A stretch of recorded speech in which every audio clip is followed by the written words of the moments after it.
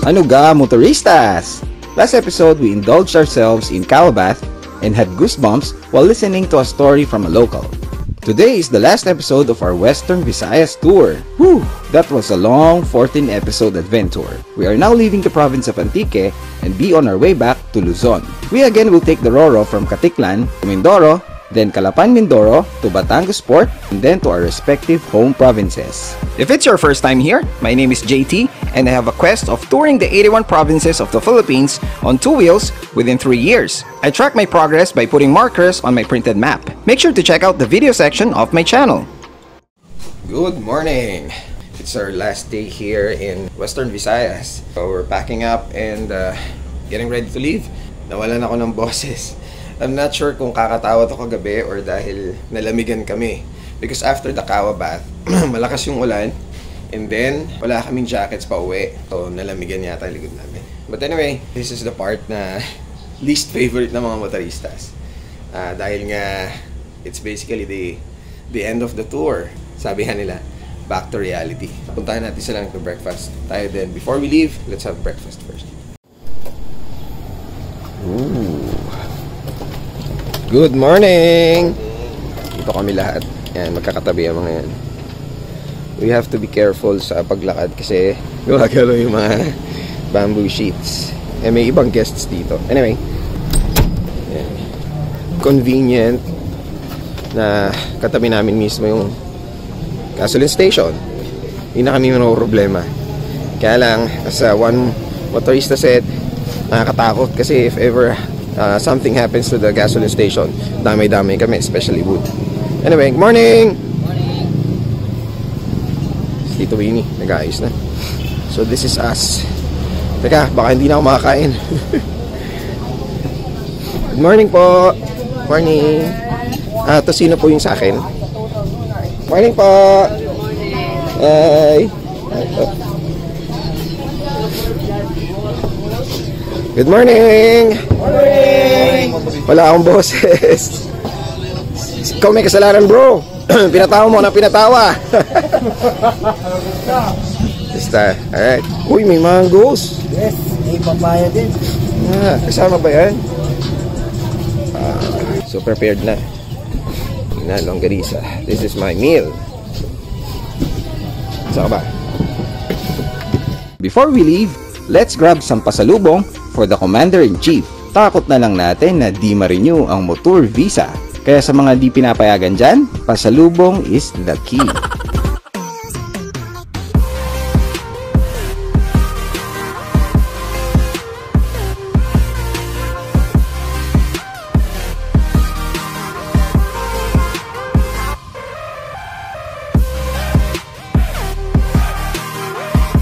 TBO Bakery is very popular here, and as we have tasted some of their products, we knew why.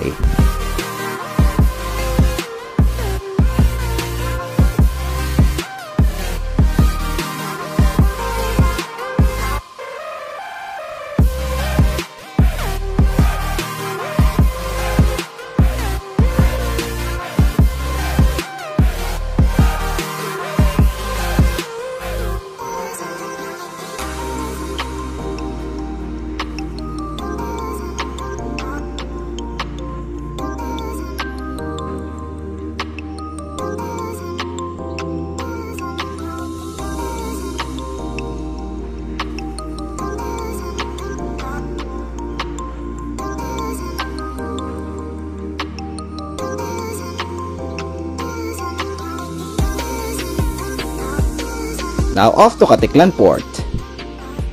You have two route options going there, the usual PC Barracks Road and the Boundary Road. We took the latter because we heard there were enjoyable twisties there. Alam nyo naman, mahilig tayong sumayaw.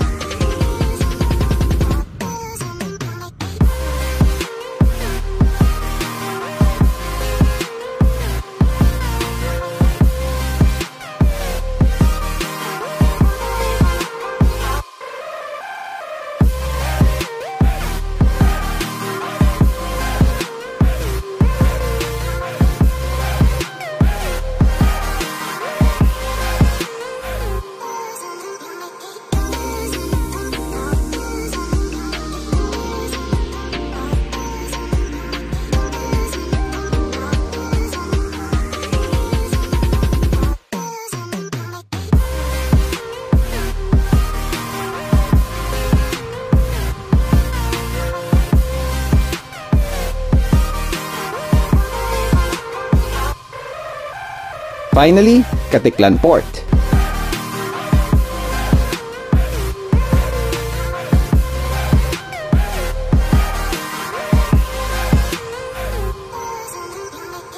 Okay, Katiklan Jetty Port.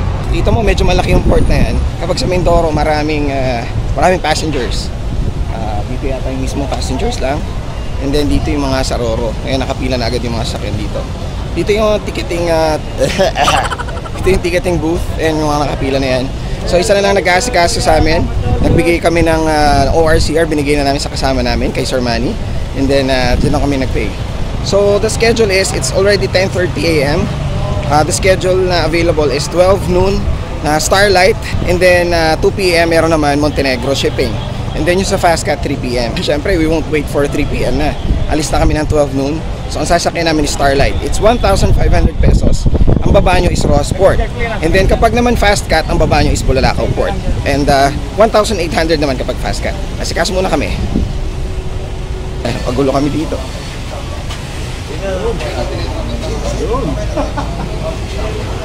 So alis na si Mice. Kasi pabalik ngayon na Rojas. Babalik na. Ingat. Woo!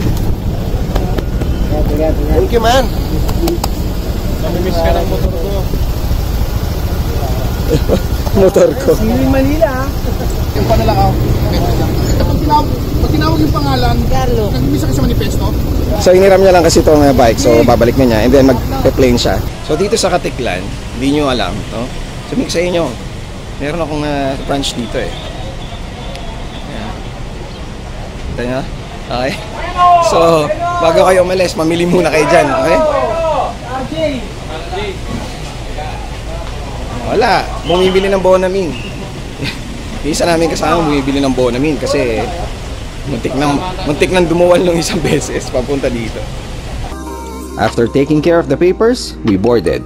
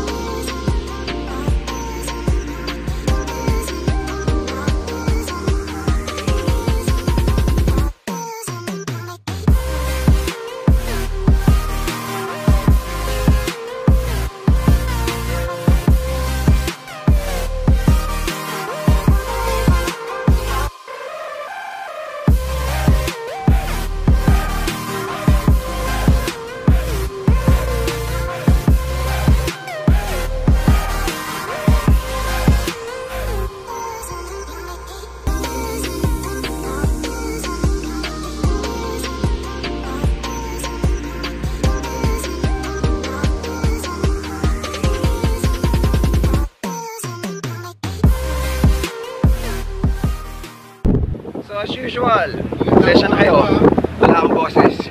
As usual, we're going to ask each one of them how their experience was. Here they are. Hello motoristas! Kamusta? Nandito na kami sa last part. Pina. Nakakalungkot, di ba? Yan naman ang ayaw ng lahat eh, uwi yan eh. Sana nga, tuloy-tuloy na yung ride eh. The best yung experience ko dito sa 7 months ko na pagmumotor. Isipin ko nakarating ako ng Panay Island. Panay Island, yung mga malalambing na tao. Lalong-lalo na dun sa Rojas City. Grabe ka-accommodating yung mga tao doon. Sasarap ng mga pagkain, yung mga seafoods. Talagang susukan na kami sa sobrang kapusugan. Tapos yung best part doon, camaraderie. Yung tawanan ng grupo. Alam mo yung ngayon ko lang sila na-meet.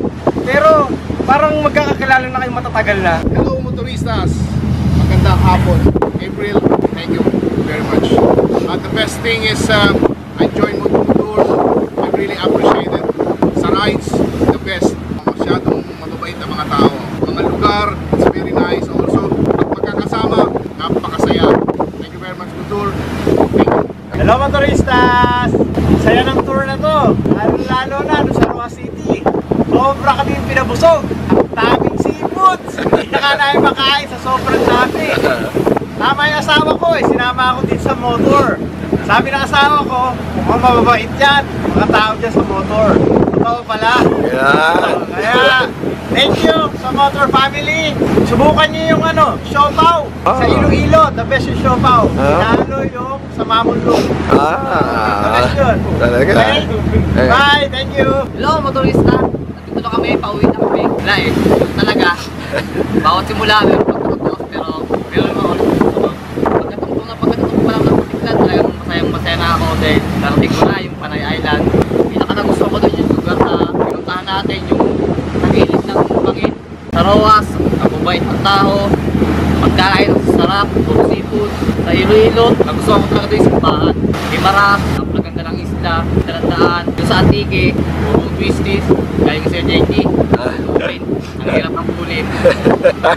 Kita-kita ko sa susunod na ride. Tara na, sa Sagada. Hello motoristas! Una muna sa lahat, gulat ako sa motor kasi first time kong nakasali sa group. Sobra ako natuwa sa ginalaan namin.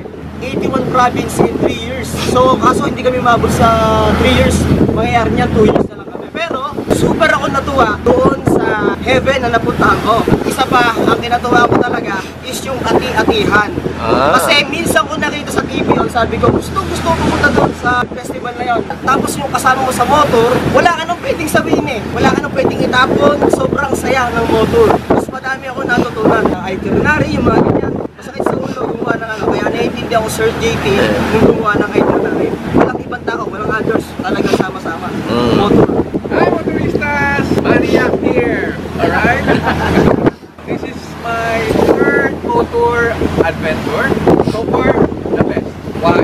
Ati-atihan. And this is the first time I saw in actuality ati-atihan. Birthday ko ba? Ati-atihan. I've seen Purgatory and Heaven. Dito lang, sa Iloilo. And through tour. Finding new friends. Nakala mo, close friend pa. Kansyawan sa gabi, kainan sa gabi, yung inuman ng iba, and then yung kwentuhan. Hindi kayo bago sa isa't isa. Parang matagal na rin magkaibigan. Despite the fact na bago ka lang yan. Super fun, super friends, super food, and super tour. So if you want to start living, join Motor. Okay?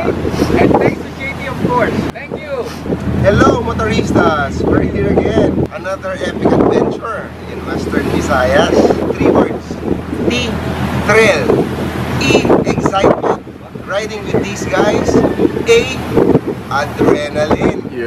Sobrang dami. Additional letter F. Food. Overload. Thank you to the people of Rojas and all the towns that we visited. We would really appreciate it to click on the subscribe button, like. We won't get tired bringing you more adventures. Yeah. I promise. Ang isa lang na naging problema natin, sobrang busog na, kailangan pa kumain. Yung magandang problema, no? Thank you! Hello! What's up, motoristas? This is my first time joining Motor for an adventure. Sobrang sarap, sobrang overwhelming no experience. Daming food. Yung mga pinupuntahan natin dito, sobrang ganda. Wala tayong masabi. Actually, speechless. Sa Rojas, sobrang dami na food. Mataba lang ako. Oo, alam ko naman eh. Pero nabubusog din ako. More episodes to come. More adventures to come. Sama ako. Of course, yes. Don't forget, like and subscribe. No, motoristas, pag mga gantong part pala nakakabarik talaga no? Kahit nag-practice ka na, sabihin mo talaga. Nalituwa ako sa ride, sa view, sa mga pinuntahan, sa mga kinain, sa mga pagkain. Mababait yung mga tao dito, malalambing sila, tapos mababait. Favorite part ko is yung Kulasing Lighthouse. Maganda yung view ng Kulasing Lighthouse. Plus yung Panay Bell. Mabubusog ka sa seafood, yung tipong busog ka na, pero kailangan mong kumain eh. Ubus na talaga kami, puno na kami kahit yung matama sa amin, puno na rin talaga kaya. Ganun. Ay, sorry. Yung manager ko, nag-approve ng leave ko. Napakabait ni Sir Chris. Maraming salamat po, Sir Chris. May susunod pa kami, medyo Palawan pa, meron pang Central Visayas. So, medyo ano na to, in advance na to, sir, in advance na. So, sila Edfield, Daboy, Harvey, Kit, yan, Sir JP, Sir Vic, Sir Russell, at saka yung mga Chop Riders Club na sumama sa kanya doon sa ride, Sir Erwin, at saka si Bobby. Last but not the least, si Sir Ralph, pangulit sa may Antique. Maraming pong salamat, nakakilala namin kayo yung mga legends ng Panay. Thanks! Touchdown, Dangay Port in Rojas, Oriental, Mindoro.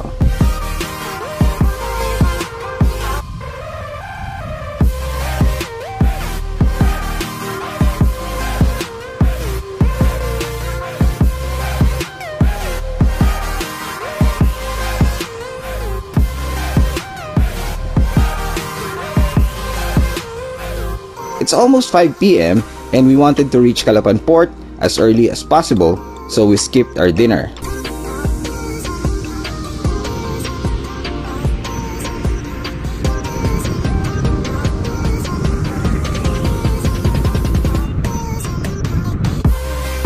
We arrived around past 9 and unfortunately, the next Roro was still at 11 p.m. We were tired and sleepy, but as usual, still smiling.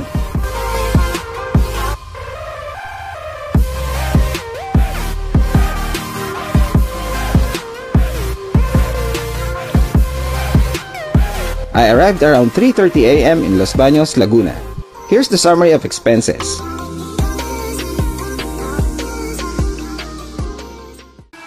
I can feel it somewhere inside, haunting. The Western Visayas adventure has been a blast. It was one of the most jam-packed tours so far. We experienced ati-atihan, ate food that I never imagined even trying, learned a lot about the culture, experienced top-notch hospitality, saw places that wowed us, and experienced one-of-a-kind activities. This is exactly why I'm doing this. This is exactly the essence of Motour. It may be tiring, time-consuming, and expensive, but I know that all of it is worth the energy, time, and money. For me, experience is the most expensive thing that money can buy, but is also the most rewarding. As I have told the team, I'm not here for the fame, nor for the money. I'm here for the journey. And as I do so, hopefully, I can bring you with me. On to the next adventure. It's